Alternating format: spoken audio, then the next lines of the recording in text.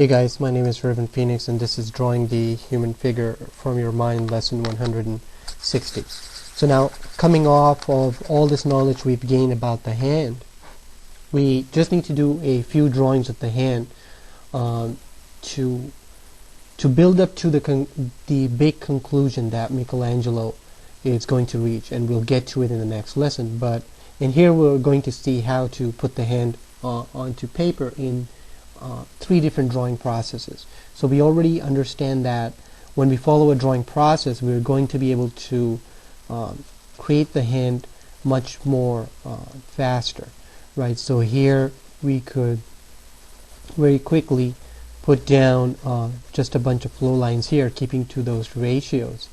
Draw in a hand pretty much how those studies that we were doing.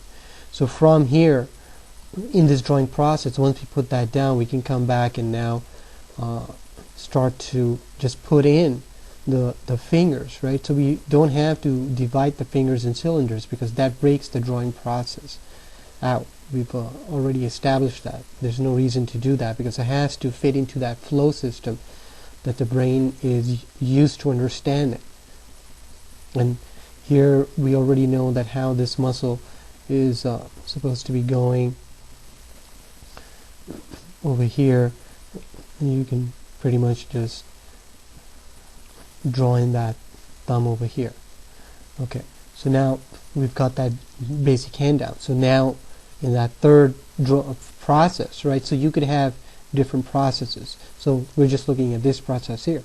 So here's where we can now start to put in some details, start to make in the fingers the way they're supposed to be. You know, put in those marks here. And you can see that fairly quickly, and note about these cuts in here that we have, right? So you can see here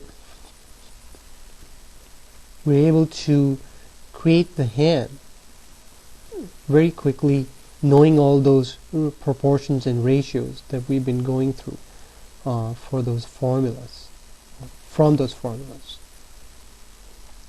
So here you can see that in this second process, even if you make your lines go out a little bit, you can start to put them in, and this is why these different drawing processes help us to do that, right? You set specific rules in your drawing processes that, you know what, when I'm putting the hand down, or any part of the human figure, you're not interested in correcting anything. It's only at that time of putting in the fingers, the details, let's say, that you'll start to look at, okay, if I make a mistake, I'll start erasing. Meaning you're not going to make really a mistake. It's just getting these ideas down pretty fast. And these flow lines are going to sometimes come out from those proportions. But the point here is that, you know, we get the idea down very fast, and we don't have to worry so much about it. So here we're able to get this in, and let's just put the thumb in here and finish this off. Then we know about that nudge in here, right, on that area of the thumb over here, and we know about this nudge where it connects. Here you can start to put in the details over here. That's all. So here you can see that we were able to get that hand down pretty quickly, and we can make it as realistic as possible as we want. So that's one process of looking at it. So now let's look at another process. So just like this whole concept of drawing the human figure in this idea of invention, right? We can obviously invent these processes of drawing on the fly, or you can stick to one that you like, right?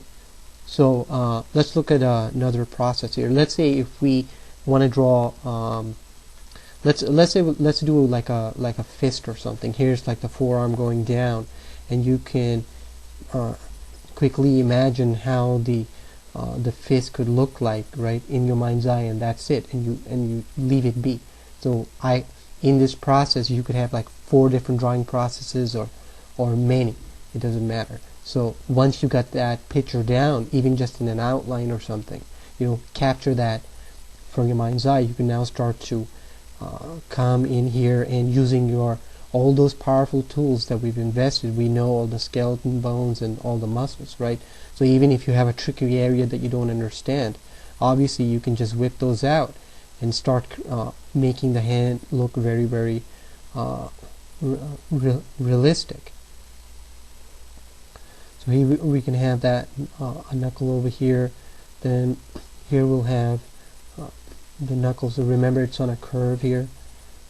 The way the fist is made, you can see how that curve goes on the hand. So maybe we can see a little bit of the finger over here, and then we know that in this area on the knuckle, that this is where the muscle starts. It doesn't start from here. So you're going to pretty much get those lines here, and then you'll start to get that connection here for the thumb, and then from here we already know that it's going to come like so, and you get that pulley system in place. And maybe let's say the thumb is maybe going inside more here, and it goes in, so it's kind of tucked in, no big deal. And let's say we can see a little bit of this other finger here, and then you can start to put in all those pulley systems in place that you know about, and the forearm would start going that way. But here you can see that it's fairly quick to put the hand together, because the mind understands what it is that you're trying to draw here, and you'll know that you're not going to make a mistake because you have too many tools to work with. So let's see here. Let's do another hand here, and here let's see if meaning that now that you have this, right, so you can now start to envision let's say a hand that let's do a hand that's coming towards us like this or something, like trying to grab something, and see how to put that together in a foreshortened view. So here we could make very simple, like a 3D shape here, giving us the palm of the hand over here, right? And we know that it's going to be curved, and here you can think about the bones here, the ball joints for those fingers here, and here where you can now start to think of these things in basic shapes, right? So here we used a flow example, and here we're breaking the fingers apart, right? So it depends on the type of process that you want to use here, and of course you have to invest in time in studying, do as many drawings as you can of the hand here, and understand what you're drawing. And once you do that, you'll be able to draw hands in very complicated poses without any problems. And you can see that it's not a big deal to draw a hand in these much more simpler poses. So here, let's say this finger is now going to go down here, and we're keeping to those ratios here, right? So this guy's obviously coming towards the camera here, and we'll put that guy going down this way. Then you'll have one more space here for that pinky finger, and this could go down here in this direction. And then when this goes here, we know about that muscle coming in here, and then your forearm is going to come over here, and then you would have the muscles going in there. Then you'll get the pulley systems in here. Okay, just like this. So you can see how quickly it is to draw the hand here. So one thing to note about the hand is when you're doing these studies, right, note that how the knuckles work. You can see that the knuckles, when we did the fist, the knuckles show up, right?